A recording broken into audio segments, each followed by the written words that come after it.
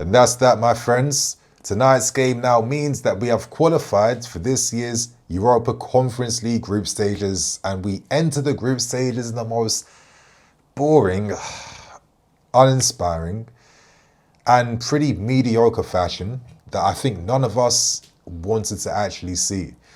Now, we're all fans, and whenever a fan of anything watches what they support play, you want to feel like your investment has been rewarded.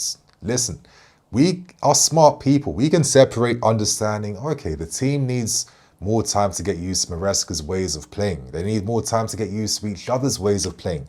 Time, process, we know how this stuff goes, but there's another perspective, and that perspective is the fan side, where you want to feel that sense that your time and investment has been rewarded a little bit. And sadly, it's one of those games where nothing was rewarded whatsoever. Now, we can keep things objective because we ain't dumb people.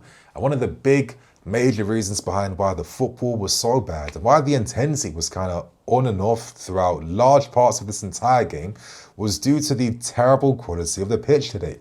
Now, it makes sense for Servette to put out a pitch like this because their game plan today was to get balls out wide and spam crosses inside the box. It worked for them in the first leg, where we looked quite poor and indifferent defending anything aerial, anything from set pieces, etc, etc. So it makes sense for them to give us a terrible pitch because they're playing at home in front of their intense fans who are doing a madness behind the scenes with the fireworks and the theatrics and the celebrations and all of that, because they have that familiarity of playing in their stadium. So that was a big tactical advantage for them, which definitely works because it did really disrupt a lot of our passing plays, our combination plays, and we regularly saw ideas not really come into life. And what I mean by that is the passing behind that we could all see the guy wanted to play couldn't get played because the ball then took a mad bounce out from nowhere, or just little details like that scattered throughout the game today. So it wasn't great. And I think one of the reasons why the game was also quite mid was because players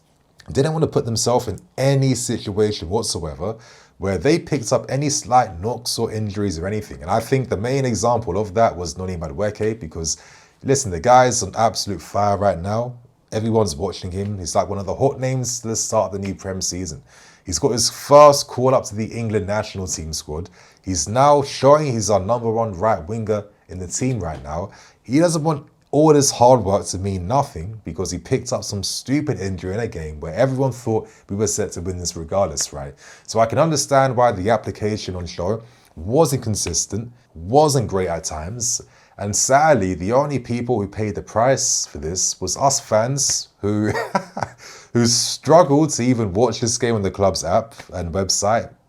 And I think to myself, you know, the audacity for the club sometimes to constantly find scheming ways to make money when the infrastructure isn't even good enough to handle this. I mean, bro, people for over an hour was trying to get on the club site to be able to buy this game, forced to buy this game, only for the club in the end to realize, listen, the infrastructure is dead. It can't handle or run nothing at all. We're going to put it out there for free regardless. And that happened well, for myself, I realized 30 minutes into the start of the first half. They could have just done a kind gesture and made this a free stream right from the start for everyone to see. But of course, they need to try and nickel and dime the fans some way they can, right? So that was a little bit disappointing. I'll keep things real, and I wanted to say that.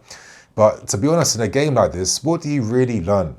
You know, in terms of the positives, I think maybe the only positive performer I'd really say could leave here with his head held high would actually be Mudryk. Now, of course, his action when he chased down that ambitious long ball attempted behind from Renato Vega, that wasn't by accident, that wasn't a fluke, because especially in that first half, he was like the main weapon down that left-hand side and the main outlet for the team to, you know, get him behind Servette.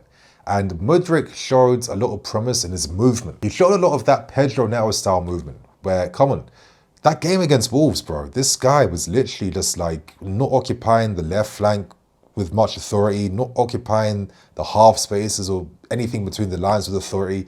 He was just floating about, doing nothing, constantly looking to cut inside all the time and just waste possession and waste our time. But today, he finally realized, you know what, I'm one of the fastest players in the Premier League.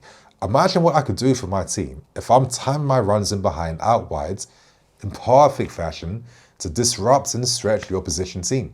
And a lot of times he would have been rewarded for this run if the quality of service was in his favour. And I would say for about 75% of this game, the great movement and runs that Mudryk was making wasn't getting rewarded because the quality could not find him due to the pitch, players' attitudes, and many other things as well. But I didn't think this was a bad performance from him.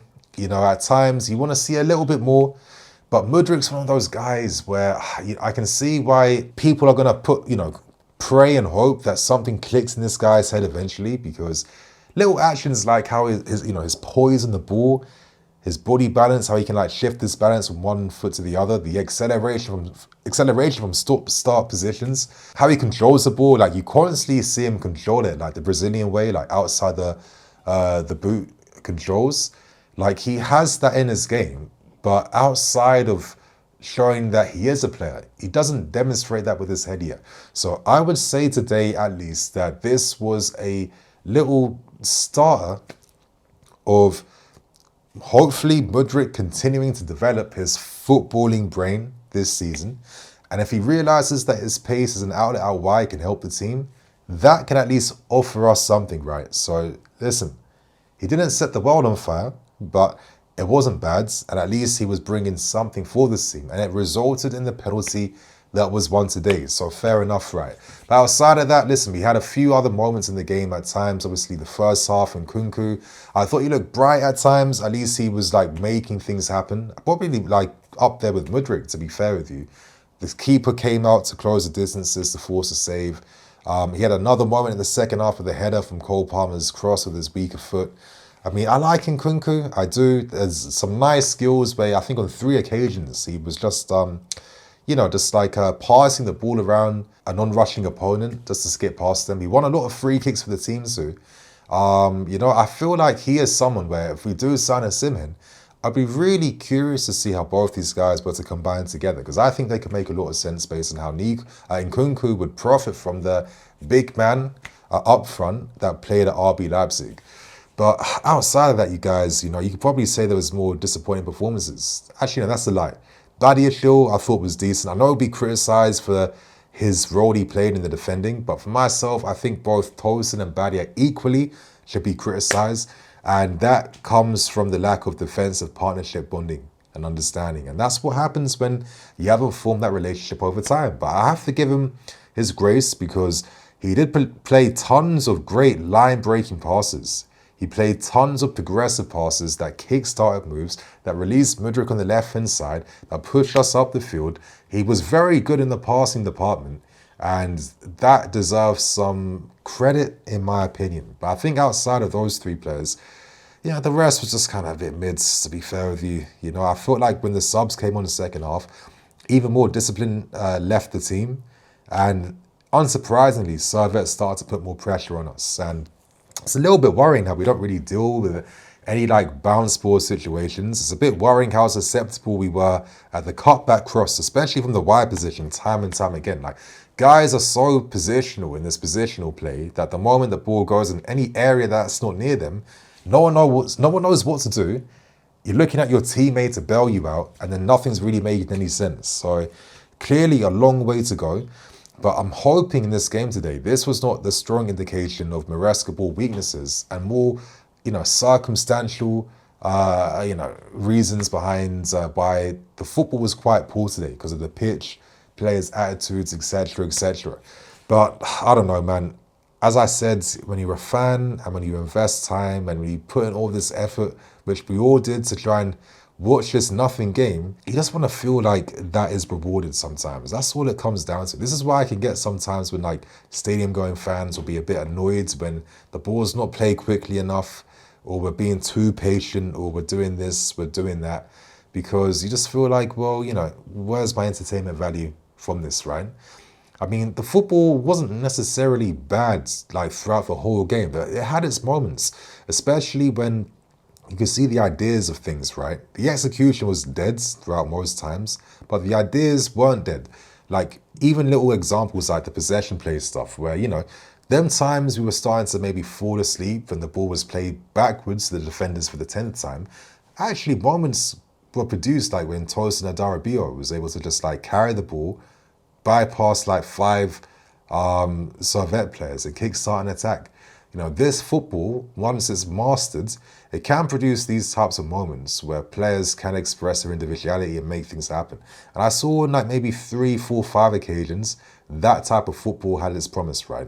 But again, I'm praying that it was just these men not taking the game serious against Servette, because honestly, I was praying for this game to end by the end of it, because yeah, I'm hungry, I'm tired, and you know, this game did not excite me. I was waiting for this game. I think all of us were, after thrashing, destroying Wolves 6-2. And this is the best we got. So my friends, I'm going to wrap things up now, keep things moving, keeping this short and sweet today, because there's not much to really add, to be honest with you. We wait for Crystal Palace, and we hope these guys bring their A game. And listen, with Felix and Neto and Gusto and all these men come back, I think things will make a bit more sense, to be fair with you. So my friends, I'm the EFC, this is BlueLionsTV. See you all soon, and I know what you guys are thinking. This kit looks absolutely fire, and this haircut does too. Love for that. But if you guys want to secure your third kit for yourselves, card above, description below, use Nini10 at checkout for 10% off your final order. And that's that, my friends. Cool.